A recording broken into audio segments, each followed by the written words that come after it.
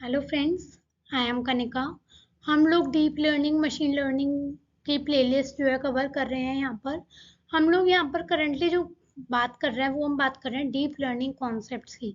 अब तक हमने डीप लर्निंग में काफ़ी सारे इंपॉर्टेंट कॉन्सेप्ट्स कवर कर लिए, like that of activation functions, perceptron क्या होता है, टाइप्स ऑफ एक्टिवेशन फंक्शंस क्या होते हैं, फॉरवर्ड प्रोपोगेशन बैकवर्ड प्रोपोगेशन क्या होता है, वेटेड सम कैसे कैलकुलेट करते हैं, वेट्स क्या होते हैं, बायस क्या होते हैं। काफ़ी सारी चीज़ें हमने कवर करी हैं।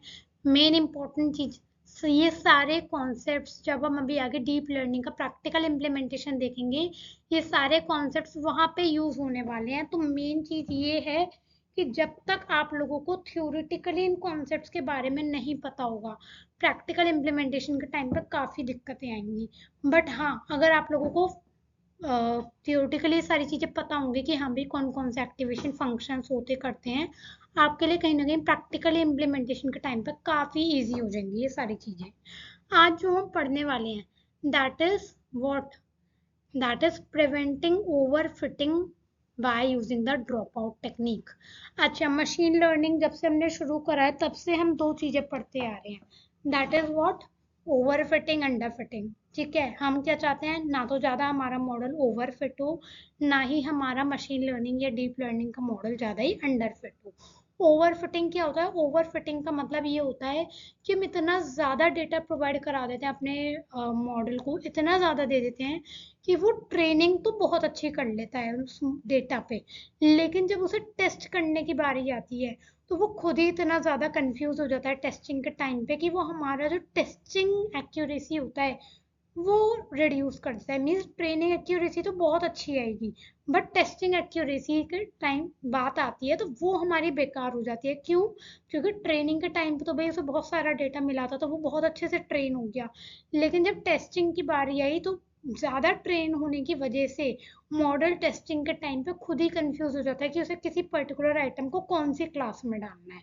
तो ट्रेनिंग तो अच्छी दे देना एक्यूरेसी, लेकिन टेस्टिंग एक्यूरेसी को बेकार कर देना, that is over fitting.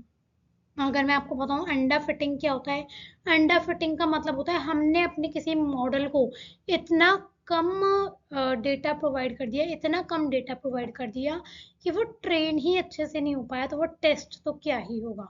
Means उसकी ट्रेनिंग एक्यूरेसी भी बेकार, उसकी टेस्टिंग एक्यूरेसी भी बेकार, दोनों ही चीज़ बेकार हो जाती हैं इस केस में। क्यों? क्योंकि हम इतना डेटा प्रोवाइड ही नहीं करा पाते अपने किसी मॉडल को। ठीक है, अब यहाँ पर मैं बात करती हूँ, यहाँ पे हम जो टेक्निक देखने वाले हैं वो हम देखने वाले हैं drop out technique. Drop out technique को हम कैसे यूज करेंगे ओवर फिटिंग को प्रिवेंट करने के लिए, मीन्स ओवर फिटिंग की प्रॉब्लम को कम करने के लिए हम ड्रॉप आउट टेक्निक को कैसे यूज करते हैं हम ये देखने वाले हैं। तो देखो, यहाँ पे क्या है, मैंने एक सिंपल सा अपने एक न्यूरल नेटवर्क का कॉन्सेप्ट लिया।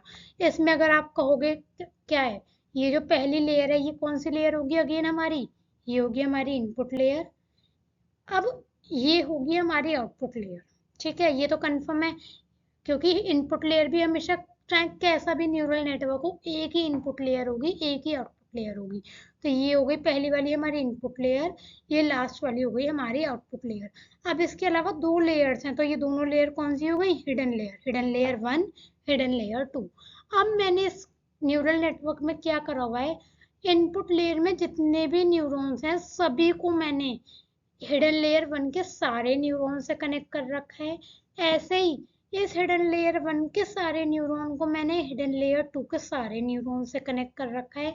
ऐसे ही मैंने इस हिडन लेयर टू के सारे न्यूरॉन को इस आउटपुट लेयर के एक न्यूरॉन से कनेक्ट कर रखा है। अभी तक इन शॉर्ट मतलब क्या है, लेयर वन के सारे न्यूरॉन लेयर टू से कनेक्ट हैं, लेयर टू के सारे न्यूरॉन लेयर थ्री के सारे न्यूरॉन से कनेक्ट हैं, लेयर थ्री के सारे न्यूरॉन लेयर फोर के न्यूरॉन से कनेक्ट है। अब हम क्या करेंगे, कहीं ना कहीं हमें क्या लग रहा है कि हमें काफी कॉम्प्लेक्स मॉडल है ना, तो हो सकता है कहीं ना कहीं इसमें ओवर फिटिंग आ जाए। तो इसमें अगर हमें ओवर फिटिंग को रिड्यूस करना है तो मैं क्या करूंगी, मैं कर दूंगी कुछ लेयर्स को ड्रॉप आउट, कुछ न्यूरॉन्स को drop out. Neurons drop out कैसे करते हैं, मीन्स हमें ड्रॉप आउट की ना, जब हम कोडिंग करेंगे अभी आगे, तो मैं क्या करूंगी, इस ड्रॉप आउट की कुछ वैल्यू सेट कर दूंगी। लेट से मैंने सेट कर दी 0.5। 0.5 का मतलब क्या हुआ, ड्रॉप आउट की वैल्यू में जैसे ही 0.5 सेट करूंगी, मीन्स आप देखोगे मैं फिर से बता दूं, कोडिंग पार्ट भी हम आगे देखने वाले हैं डीप लर्निंग का। तो ड्रॉप आउट लेयर यूज की जाती है उसमें पर्टिकुलर, एक जैसे हिडन लेयर्स इनपुट लेयर बनाएंगे, ऐसे एक ड्रॉप आउट लेयर यूज करी जाती है स्पेसिफिक। ठीक है, तो हम क्या करेंगे उस ड्रॉप आउट लेयर में उसकी एक वैल्यू सेट कर देंगे। लेट से मैंने सेट कर दी 0.5। तो 0.5 ड्रॉप आउट सेट करते ही क्या होगा, मेरे रैंडमली न्यूरॉन्स, इस न्यूरल नेटवर्क में से 50% न्यूरॉन्स ड्रॉप आउट हो जाएंगे, डेड हो जाएंगे, डिस्कनेक्ट हो जाएंगे न्यूरल नेटवर्क में।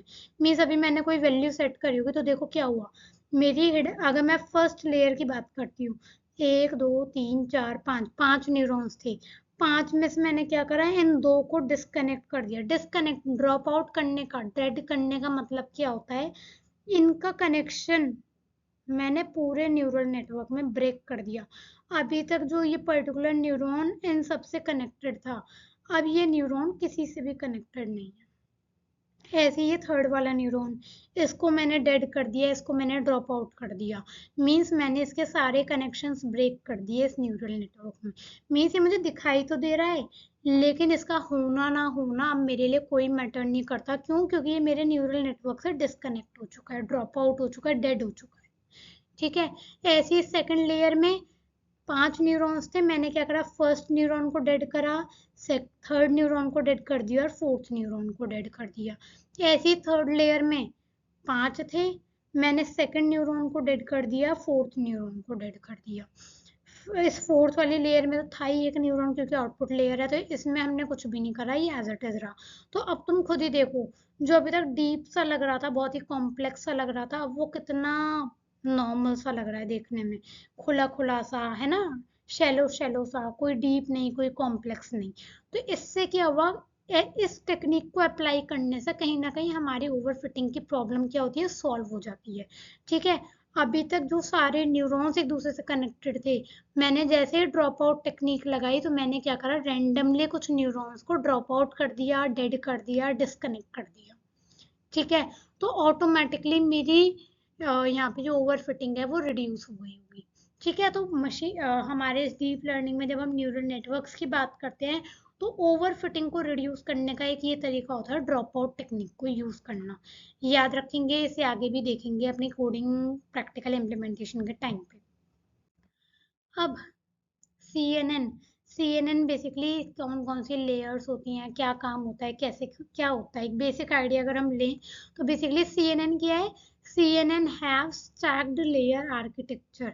स्टैक की फॉर्म में लेयर्ड आर्किटेक्चर होता है, जिसमें हमारे several convolution and pooling layers होती हैं। अब अभी तक तो हम कौन सी लेयर्स पढ़ते आ रहे थे, input layer, hidden layer, output layer, अब तक तो हमने ये नाम पढ़े थे। बट अब ये कौन से नाम आ गए, convolution layer, pooling layer. Don't worry, अभी आगे सारी चीजें पढ़ेंगे, डिटेल में पढ़ेंगे, अच्छे से पढ़ेंगे। कॉन्वोल्यूशन लेयर्स क्या होती हैं, पूलिंग लेयर्स क्या होती हैं, सारी चीजें पढ़ने वाले हैं। अच्छा, एक चीज और, जब हमने डीप लर्निंग स्टार्ट करा था तो मैंने एक वीडियो में आप लोगों को machine learning and deep learning के बीच में डिफरेंस बताया था। मैंने आप लोगों को ये बताया था उसमें कि हमारे बेसिकली जब भी हम मशीन लर्निंग या डीप लर्निंग का मॉडल बनाते हैं तो वो दो काम करते हैं हम उसके अंदर, फीचर्स को एक्सट्रैक्ट करते हैं पहले तो, तब हम क्लासिफिकेशन पर जाते हैं। उसमें भी मैंने आप लोगों को ये बताया था कि अगर हम बात करते हैं मशीन लर्निंग की, तो मशीन लर्निंग के अंदर तो फीचर एक्सट्रैक्शन का एक अलग स्टेप होता है। फिर जब फीचर्स एक्सट्रैक्ट हो जाते हैं तब हम क्लासिफिकेशन का अलग से स्टेप करते हैं। जबकि डीप लर्निंग के अंदर क्या होता है, एक ही मॉडल हम इस तरीके से क्रिएट करते हैं, एक ही न्यूरल नेटवर्क हम इस तरीके से क्रिएट करते हैं कि उसकी ही कुछ लेयर्स तो फीचर्स एक्सट्रैक्ट करने का काम कर देते हैं और उसी की कुछ लेयर्स बची हुई क्लासिफिकेशन का काम कर देते हैं। तो देखो, ये था मेरा एक पूरा neural network, convolutional neural network. इसके अंदर जो ये वाला पार्ट है, इतना पार्ट, ये जिसके अंदर हमारा कॉन्वोल्यूशन लेयर आ रहा है, रेलू एक्टिवेशन फंक्शन आ रहा है और मैक्स पूलिंग लेयर आती है, ये वाली लेयर्स तो हमारा काम कर रही है फीचर एक्सट्रैक्शन का। जबकि जो ये फुली कनेक्टेड लेयर्स हैं आगे, ये काम कर रही हैं हमारे क्लासिफिकेशन का। ठीक है, तो बेसिकली हम ये समझ सकते हैं कि इनपुट लेयर और हिडन लेयर्स, हमने अब तक 3 तरीके की लेयर्स पढ़ी थी, input layer, hidden layer, output layers. ठीक है, तो याद रखना, अब आउटपुट लेयर के अंदर हमारी आती हैं फुली कनेक्टेड लेयर्स और इनपुट लेयर या हिडन लेयर्स के अंदर हमारी आती है कॉन्वोल्यूशन और मैक्स पूलिंग लेयर्स, या फिर कॉन्वोल्यूशन एंड पूलिंग लेयर्स, क्योंकि मैक्स पूलिंग तो हमारा पूलिंग का एक टाइप है।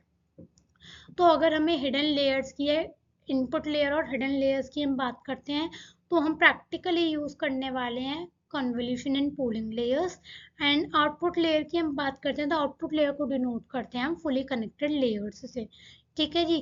तो अच्छा, अभी तक मैंने आपको जस्ट अभी लास्ट वीडियो में ये वाली चीज भी बताई थी कि हिडन लेयर्स में हम कौन सा एक्टिवेशन फंक्शन यूज करते हैं।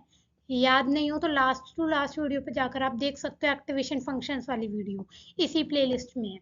मैंने आप लोगों को उसी में क्लियर बताया था कि अगर हम हिडन लेयर्स की बात करते हैं तब हम यूज करते हैं रेलू एक्टिवेशन फंक्शन या उसके वर्जन्स, और अगर हम आउटपुट लेयर की बात करते हैं तो उसमें हम यूज करते हैं सिग्मॉइड या सॉफ्टमैक्स एक्टिवेशन फंक्शन। तो देखो, कॉन्वोल्यूशन और पूलिंग लेयर, इनके साथ कौन सा आ गया, रेलू, क्योंकि ये है सारी हमारी हिडन लेयर्स जो कि फीचर्स एक्सट्रैक्ट कर रही हैं इस पर्टिकुलर इमेज में से। फिर इसके बाद जब हमने फीचर्स एक्सट्रैक्ट कर दिए तब हमने लगाई है अपनी फुली कनेक्टेड लेयर जो कि हमारी आउटपुट लेयर में आएंगे, तो उसमें कौन सा एक्टिवेशन फंक्शन आएगा, सिग्मॉइड या सॉफ्टमैक्स। तो देखो, ये मैंने एक इमेज दी, ये फाइनली मेरे को क्लासिफाई करके दे रहा है कि ये बर्ड है या नहीं है। ठीक है, इस तरीके से क्लासिफिकेशन करके दे रहा है ये हमें। ठीक है, 3 न्यूरॉन्स हैं तो हो सकता है कुछ 3 मल्टी क्लास क्लासिफिकेशन कर रहा होगा। मल्टी क्लास क्लासिफिकेशन होगा तो ऑब्वियसली बात है सॉफ्टमैक्स एक्टिवेशन फंक्शन लग रहा होगा हमारी इन आउटपुट लेयर में। ठीक है जी। तो हमारी क्या थी, ये इमेज थी, मैंने इसमें से कोई फीचर एक्सट्रैक्ट करा, ये मेरा कॉन्वोल्यूशन ऑपरेशन हो रहा है। फिर मैंने कुछ रेलू एक्टिवेशन फंक्शन लगा दिया, फिर मैंने पूलिंग लेयर लगा दी, फाइनली फिर कुछ कर करा के मेरा आउटपुट निकल कर आया, वो मैंने आगे फुली कनेक्टेड लेयर्स को दिया, फाइनली वो मेरा कुछ प्रोसेसिंग कर कर आके ये वाली जो फाइनल लेयर है जिसमें 3 न्यूरॉन्स है, ये मेरे को मल्टी क्लास क्लासिफिकेशन दे रहे होंगे। ठीक है, तो बेसिकली CNN के स्ट्रक्चर की अगर मैं बात करूं तो CNN की फुल फॉर्म होती है convolution neural network. Convolutional neural network full form इसलिए क्योंकि इसमें कॉन्वोल्यूशन लेयर्स यूज की जाती हैं। तो याद रखना, CNN के अंदर हमारे कॉन्वोल्यूशन और पूलिंग लेयर्स यूज की जाती हैं। कॉन्वोल्यूशन और पूलिंग लेयर्स हमारी hidden layer and input layer में काम आती हैं, जबकि फुली कनेक्टेड लेयर हमारी आउटपुट लेयर में काम आती है। ये एक बेसिक आर्किटेक्चर है हमारे किसी भी नॉर्मल CNN का। आई होप अभी तक इतना सा पार्ट क्लियर हुआ होगा। याद रखिएगा, अगेन कॉन्वोल्यूशन लेयर और पूलिंग लेयर हम अपने हिडन लेयर्स में यूज करते हैं, फुली कनेक्टेड लेयर्स को हम आउटपुट लेयर के थ्रू रिप्रेजेंट करते हैं। आई होप ये वाली चीजें क्लियर हुई होंगी। अब बेसिकली हम आगे क्या करने वाले हैं, इसी कॉन्वोल्यूशन ऑपरेशन को समझने वाले हैं डिटेल में, इसी पूलिंग ऑपरेशन को समझने वाले हैं डिटेल में कि हाँ भाई ये ऑपरेशंस परफॉर्म कैसे होते हैं, क्या काम होता है इनका, कॉन्वोल्यूशन पूलिंग ये सब हैं क्या, इन चीज़ों को समझने वाले हैं। आई होप इतना पार्ट क्लियर हुआ होगा। So thank you.